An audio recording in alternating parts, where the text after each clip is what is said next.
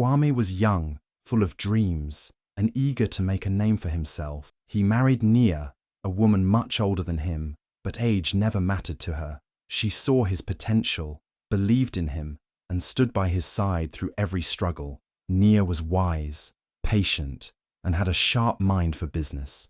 She taught him how to trade, how to save, how to turn small profits into great wealth. Every step he took towards success had her guiding hand behind it. At first, Kwame admired her. He respected her wisdom, listened to her advice, and felt grateful for the love and support she gave him. But as time passed, his feelings began to change. His business grew, his pockets became heavy with gold, and suddenly, Nia's age started to bother him. He looked at her differently, not as the woman who helped build his success, but as someone who didn't match the image of a rich man's wife. He began to notice younger, more beautiful women in the village.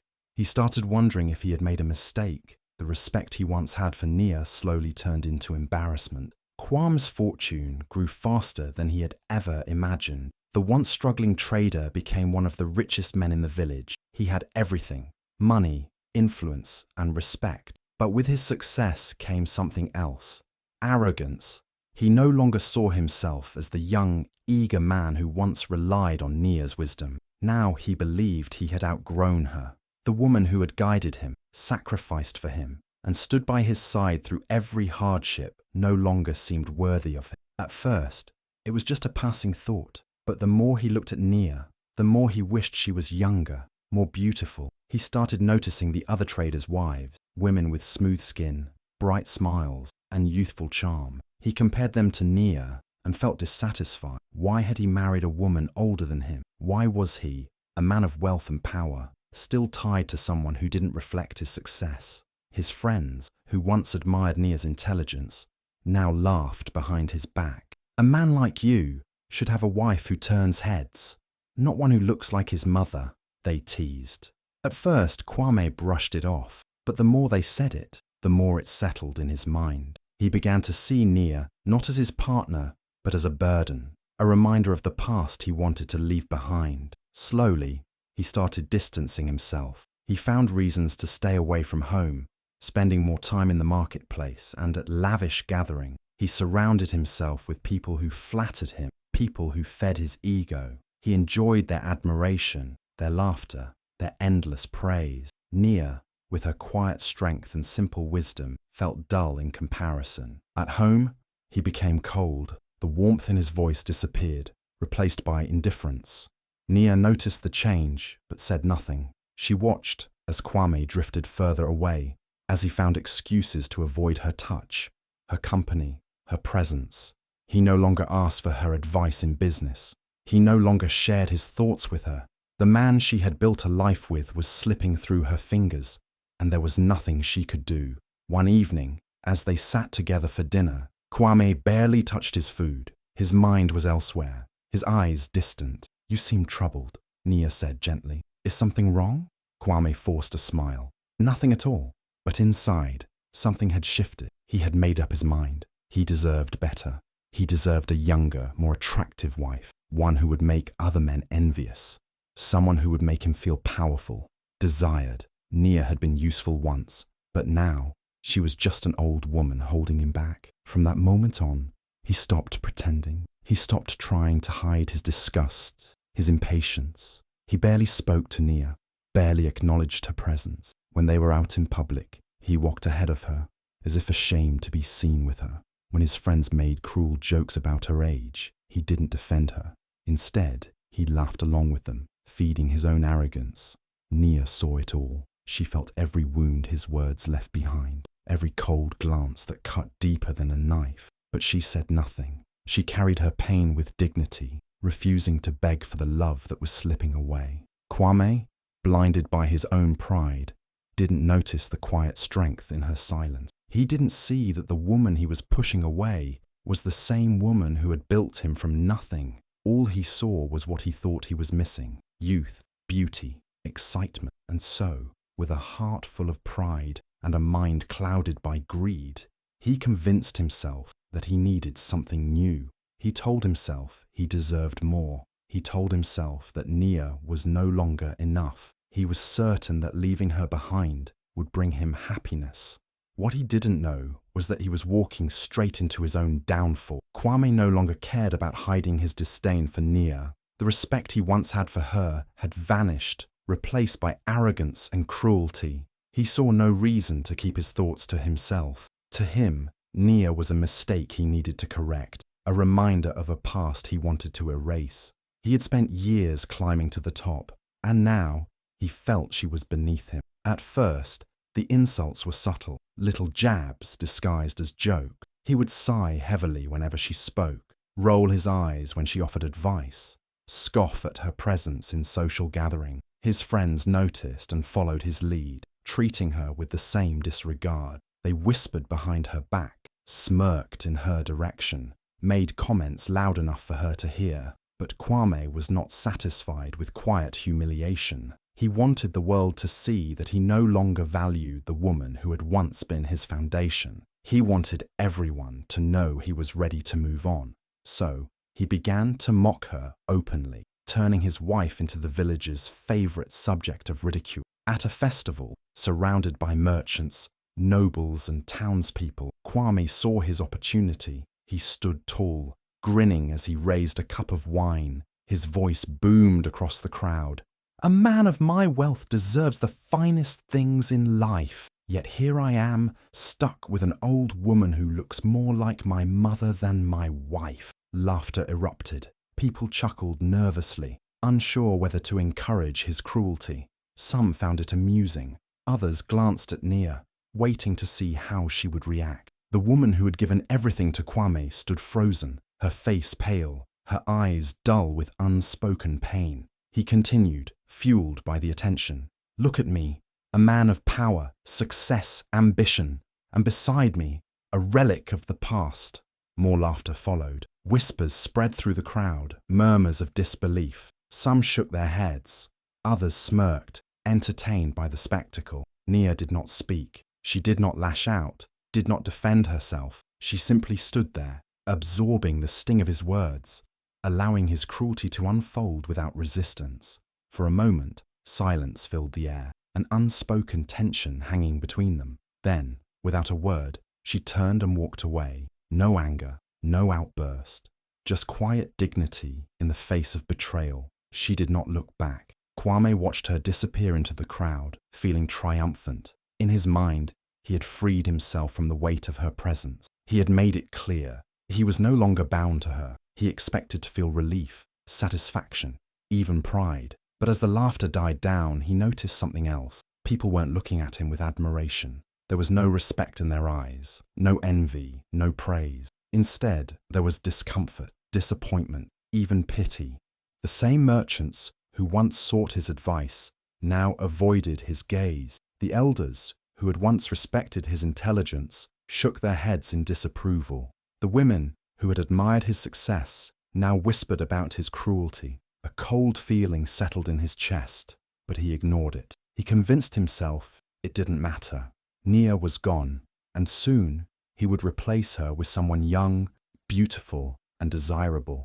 That was all that mattered. He didn't realize that the very moment he had humiliated her, he had begun to lose everything. Nia sat in the dimly lit room, staring at the wooden floor beneath her feet. The echoes of laughter from the festival still rang in her ears. Every word Kwame had spoken, every mocking glance, every whispered insult played over and over in her mind. She had spent years by his side, standing with him when he had nothing, guiding him through failures, lifting him when he stumbled, and now he had cast her aside like an old garment he no longer found useful. A deep ache settled in her chest, but she did not cry. There were no tears left. She had spent too many nights hoping, too many days forgiving, too many moments pretending that the man she had married still existed. But tonight, something inside her shifted. She was done waiting for the love that would never return. She rose to her feet, moving quietly through the house they had built together. Every object held a memory. The clay pots they had bought at the market, the woven mats she had stitched, the books of trade she had taught him to read. She ran her fingers over the wooden counter where she had once counted coins, teaching him how to save, how to build, how to succeed. How ironic that she had given him everything, only for him to decide she was worth nothing. She moved to the small chest at the corner of the room and opened it. Inside were a few garments, a pouch of coins she had secretly saved, and a single silver ring, her wedding ring, now dull with time. She picked it up, turning it in her palm before placing it back inside. It no longer belonged to her. She was no longer a wife. She packed her belongings in silence, taking only what she needed.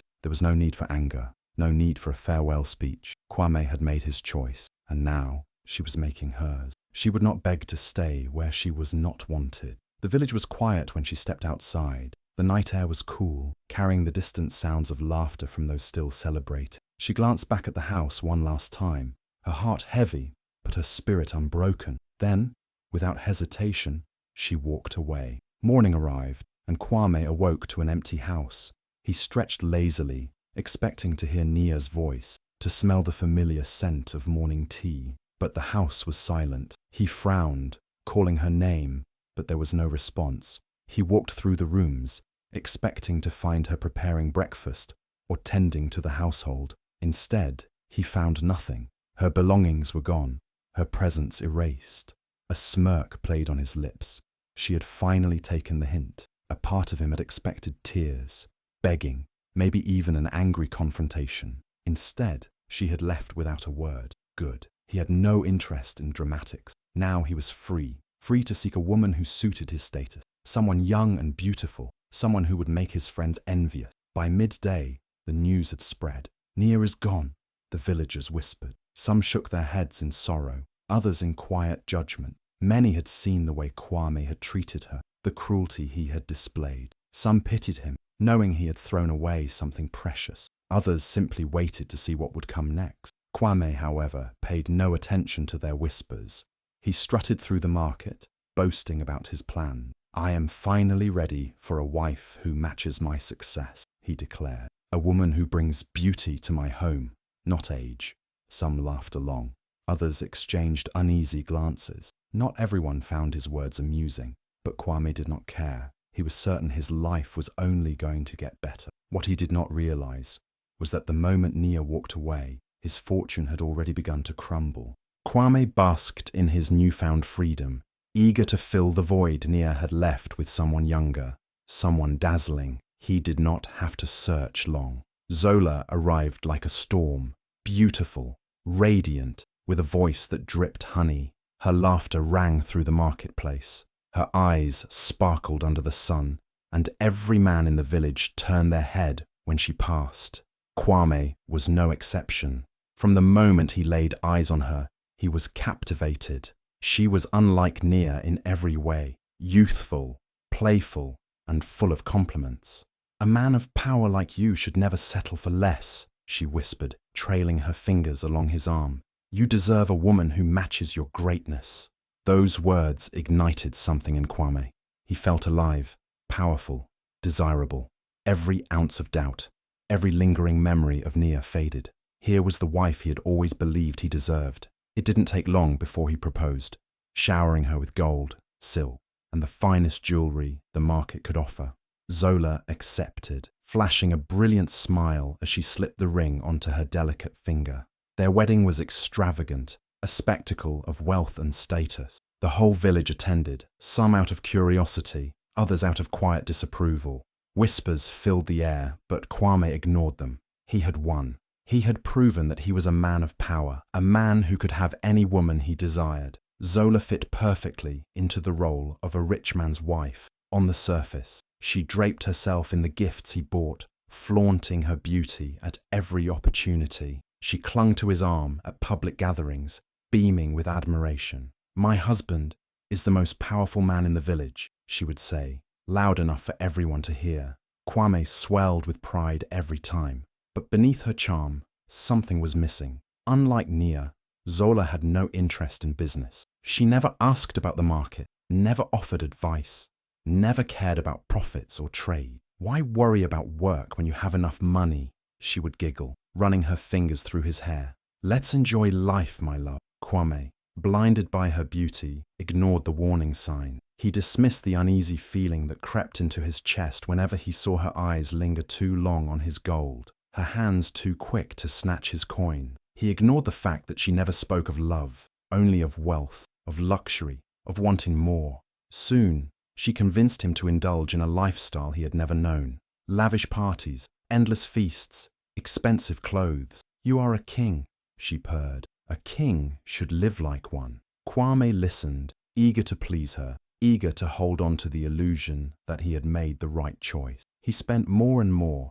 never questioning where the money was going. He gifted her more than he had ever given Nia, determined to prove that this marriage, this woman, was better. He ignored the whispers in the market, the murmurs of traders who noticed his wealth dwindling. He ignored the servants who hesitated before answering when he asked about the accounts. Zola, meanwhile, smiled sweetly, pressing soft kisses to his cheek as she slipped yet another gold bracelet onto her wrist.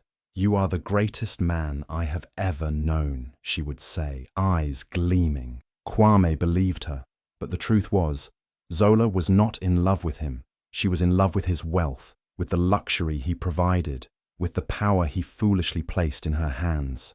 And as time passed, she tightened her grip, pulling him deeper into a world of excess. The man who had once built an empire, with Nia's wisdom, now spent his days entertaining guests, his nights drowning in wine, his mornings waking up to find more gold missing. But he was too enchanted, too mesmerized by the woman beside him, to see what was happening. He had traded wisdom for beauty, and soon he would learn the cost.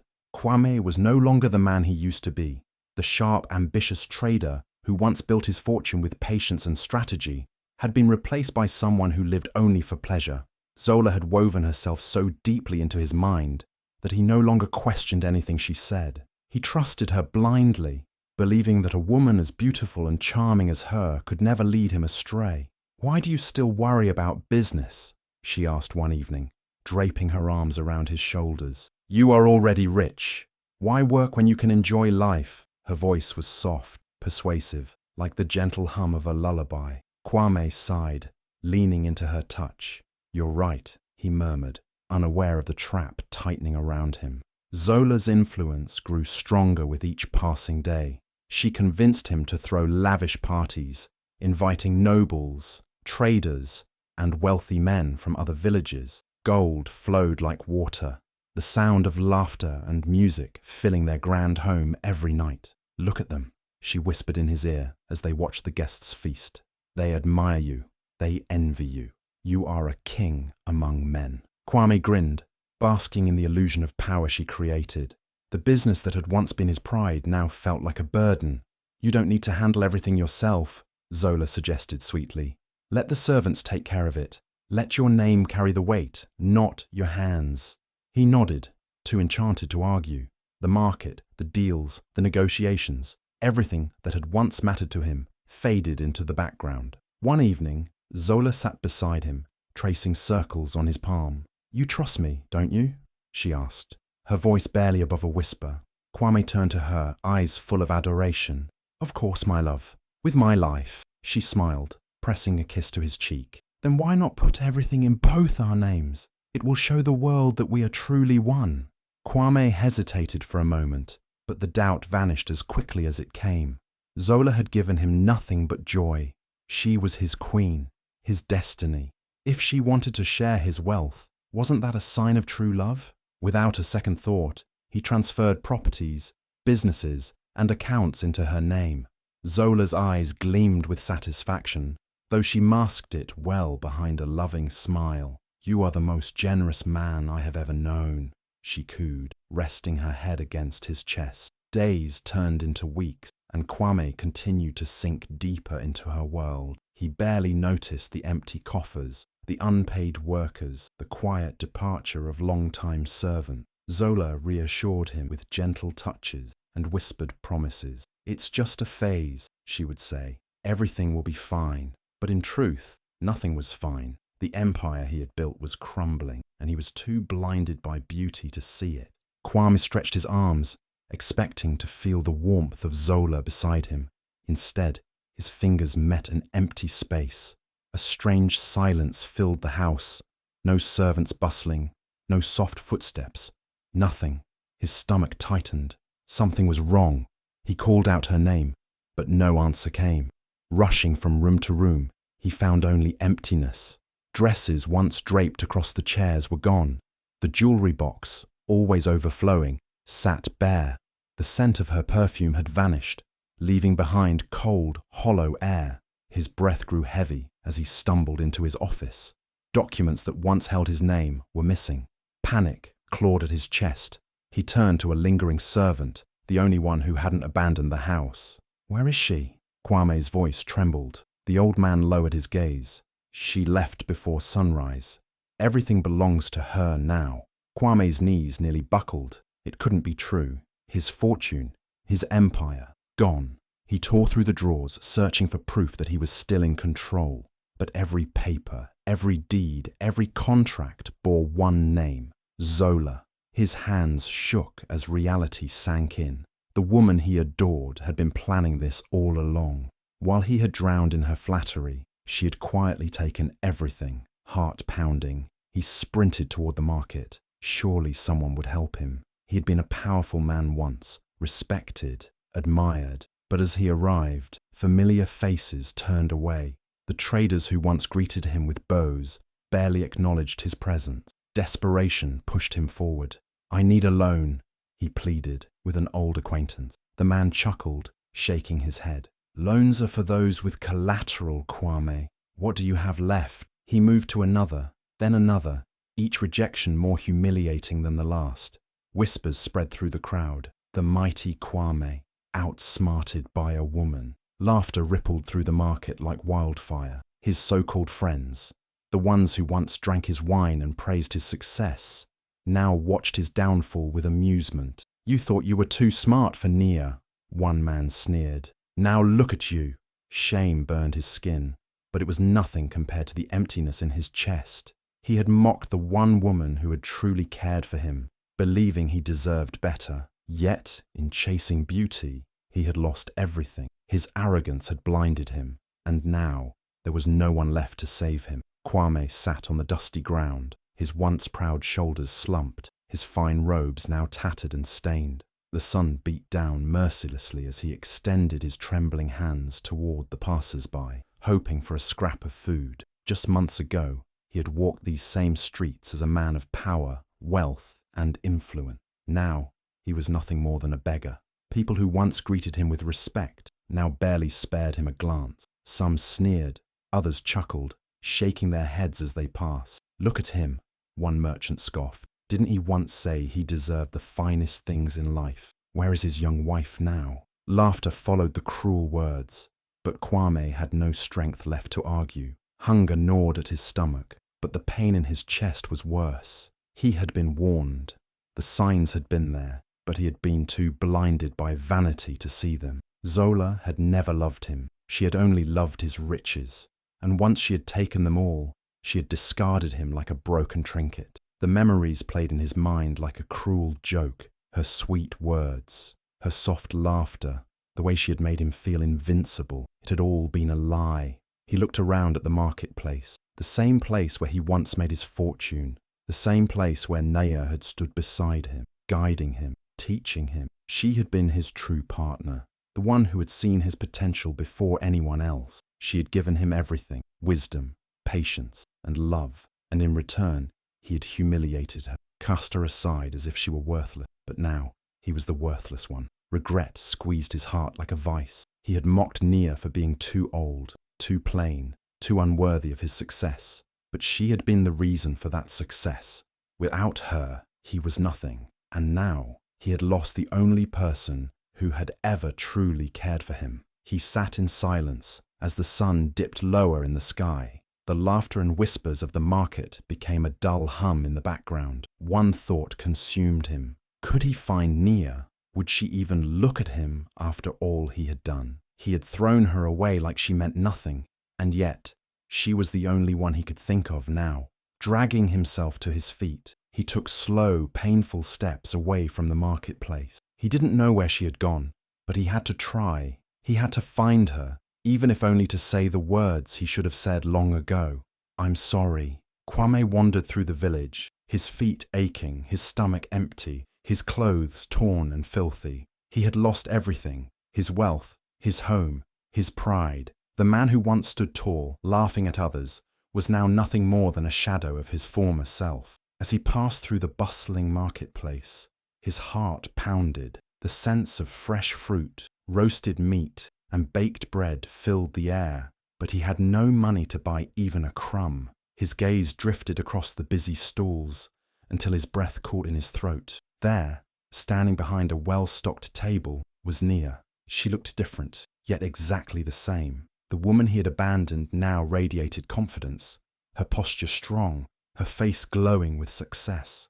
The fine fabrics she wore were not the jewels and gold he had once gifted Zola, but they carried dignity, a silent testament to her hard-earned achievement. Kwame's legs felt weak beneath him. How could this be? He had left her behind, expecting her to fade away, broken and lost without him. Instead, she had built something greater than he ever had. Her stall was larger than any other in the market, filled with rare goods, spices, and fine fabric. Customers crowded around, eager to purchase from the woman who had once been his wife. For a moment, he simply watched, unable to move. She handled each transaction with grace, greeting every buyer with warmth, her wisdom shining through in every decision she made. She was everything she had always been, intelligent, strong, resourceful, but now she no longer had him holding her back.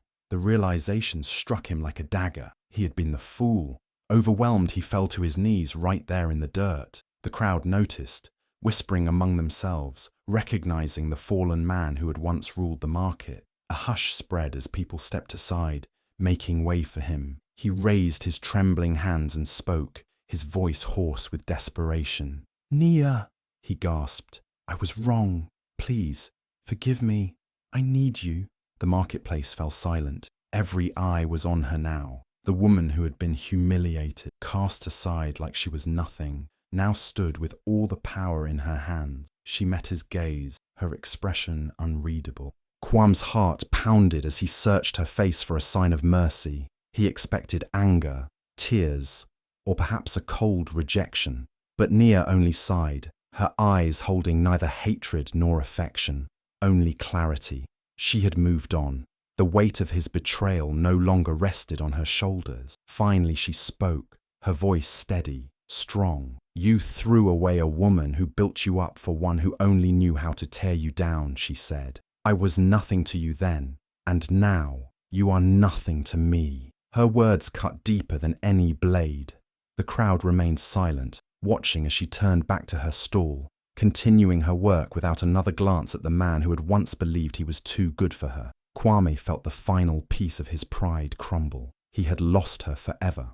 Kwame remained on his knees, his hands trembling as he stared at Nia. She was no longer the quiet, devoted wife who had once sacrificed everything for him. She was a woman who had risen from betrayal, who had built herself into something far greater than he had ever imagined. The marketplace was silent, the crowd waiting to see if she would offer him mercy. But Nia simply stood tall, her eyes steady, her heart untouched by the man who had once broken it. She had cried for him before. She had begged for his love, but those days were gone. "You threw away a woman of value for an illusion," she said, her voice calm but firm. "You chose beauty over wisdom, arrogance over gratitude, and now you stand here, empty." Kwame swallowed hard, his throat dry. "I was wrong," he whispered. "I see that now. Please, Nia, I have nothing left." A flicker of something crossed her face, not pity, not anger, but understanding. "I know," she said softly, "but some mistakes have no second chances." Her words hit him harder than Zola's betrayal ever had. He had always believed he could fix anything with charm, with apologies, with promises of change. But Nia was not a fool. She had given him years of her life, and he had repaid her with cruelty. There was no going back. She turned away without another word, walking past him, her steps firm and unwavering. The crowd slowly parted as she disappeared into the marketplace, back to the life she had built without him. Kwame remained frozen, watching her go, his heart sinking with the weight of his regret. He had chased after illusions, believing they were worth more than the love and loyalty he already had. And now, he had lost the only person who had ever truly cared for him. The laughter of the market resumed, the world moving on without him. He was nothing now, a man who had once held everything in his hands, only to watch it slip away. Life teaches the hardest lessons when it's too late to change the past.